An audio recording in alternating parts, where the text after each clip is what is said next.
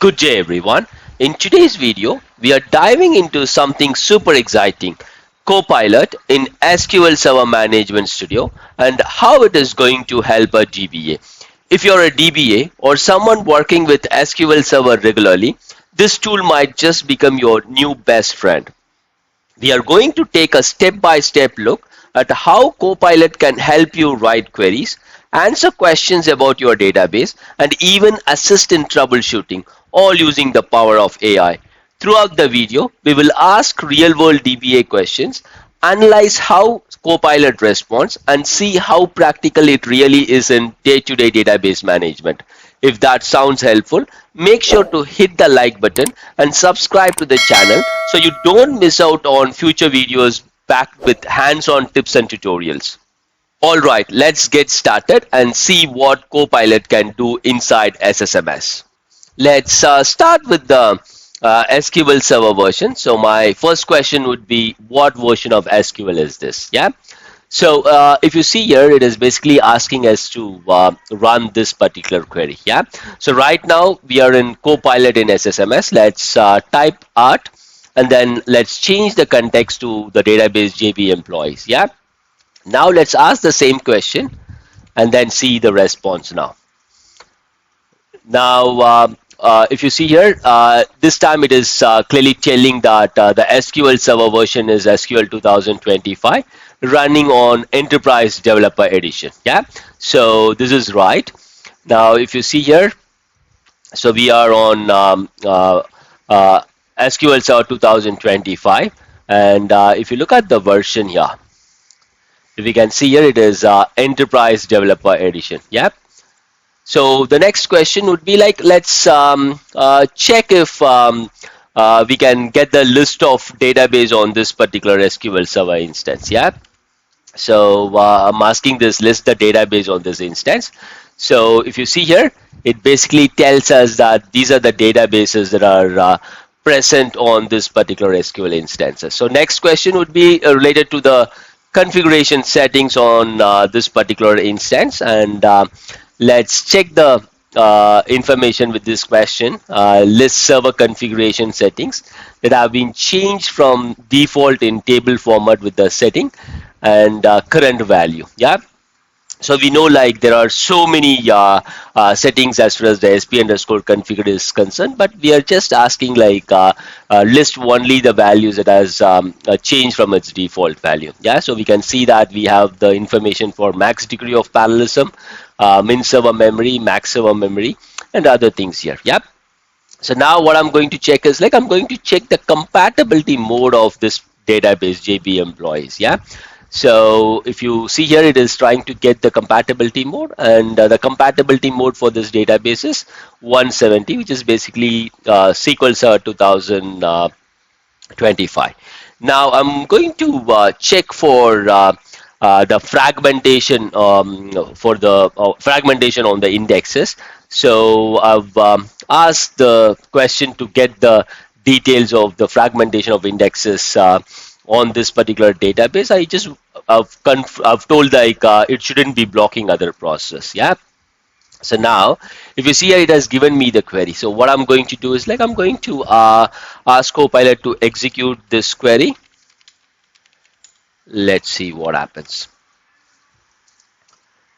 So now please understand like there are possibilities where the given queries might fail, like there might be some syntax error, but as soon as it finds a syntax error, it will correct that one as well. Yeah, but if you see here, it basically tells that the query executed successfully but no results were returned. This indicates that there are no indexes with fragmentation greater than 10%. Yeah, so now I'm going to tell list the fragmentation even if it is below 10%. Yeah, just notice the spelling mistake there, but we will see if we are going to get the response for that one. Yeah, so now if you see here, even though my question has got spelling mistakes, it has changed it and it has understood what my ask is. So if you see here, it has listed all the indexes and that is present on the user tables, and then it has given me the fragmentation percent. Now let's ask for the details on the statistics. I'm asking like when was the statistics updated on this particular database, okay?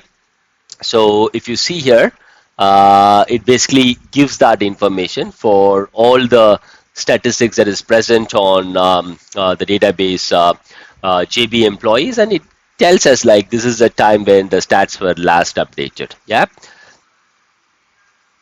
So it has given us all the details. Yeah.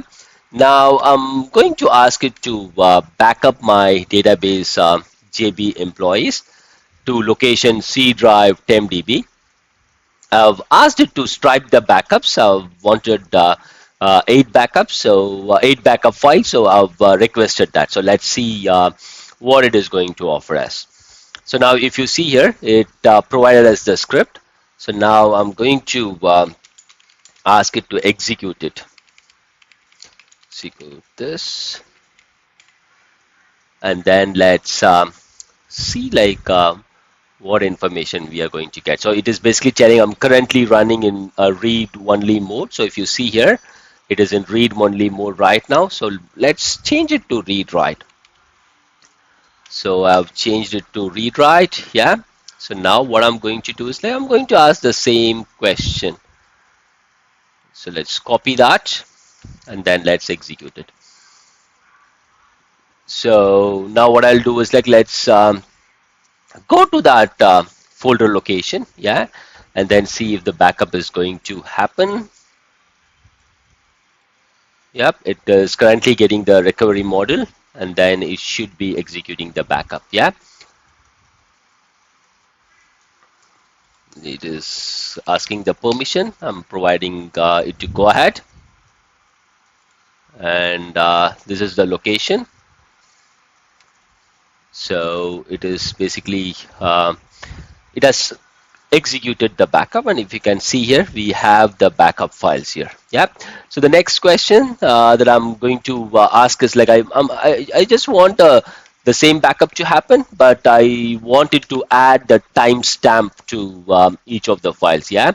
If you look at this query, it just took the backup with this particular name, but I wanted the timestamp to be added. So let's look at what it is going to do. So now if you see here, it has taken a backup with the timestamp added to it, but it's a single file. If you want a stripe backup, you can provide that information.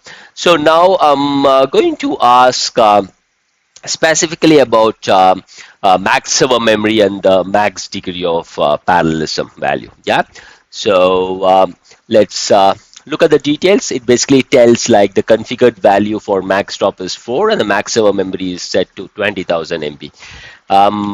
Checking now for the cost threshold of parallelism. And what I will do further is like right now it is telling like the configured value is 5 and the in-use value is also 5. Now I'm just going to ask the best practice for this particular setting. So right now it is set to 5, but I just want to know like what is the best practice for this. And it basically tells like higher value reduces the likelihood of parallelism for smaller queries, and common recommendation range from 25 to 50, but the optimal value depends on your workload. Yeah, so it has given us the recommendation, and it also has told like it all depends on the workload. So it basically tells like we need to test further. Yeah, so now what I'm going to do is like I'm just going to give a query, yeah, a normal query, and ask it to optimize it for me. Yeah, so this is the query. If you see here, I have a in clause, and I'm just asking Copilot to check this query and then tune it for me. Okay, so now it basically tells me the query can be optimized by avoiding the use of subquery in the in clause. Yeah, and it is basically telling like join would be efficient. So if you see here, it has basically given us a rewritten query. Yeah, and it also tells us like what are the changes that it has done. Okay, now what I'm going to ask is like, can you recommend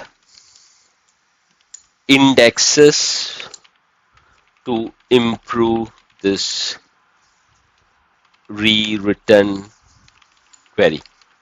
This is what I'm going to ask. Now, if you see here, what I'm basically trying to do is like I'm not analyzing the query. Yeah, it is basically like what I'm doing is like I'm requesting Copilot to do everything for me. But the catch is like whatever the response is, it is our duty, it is the DBA's duty, or whoever is checking it, it is their duty to make sure like it is a good fit for the respective environment. So basically they have to test it on a lower environment, and if they feel like it's performing better, let's say the rewritten query and also the recommended indexes, then what you need to do is like that is when you need to move it to the production. It is never like you get a recommendation and execute it directly on the production. Yeah, and as far as the index recommendation is concerned, it is basically telling like the analysis did not return any missing index recommendation. So likewise, you have several other options. For example, like in case you are working on any deployment, and if you feel like you require any assistance there, or if you're encountering any errors, then you can put those error messages in Copilot, and Copilot will be able to help you out to a greater extent. Yeah, that's it for this video. Thanks for watching. Have a great day. Jai Hind.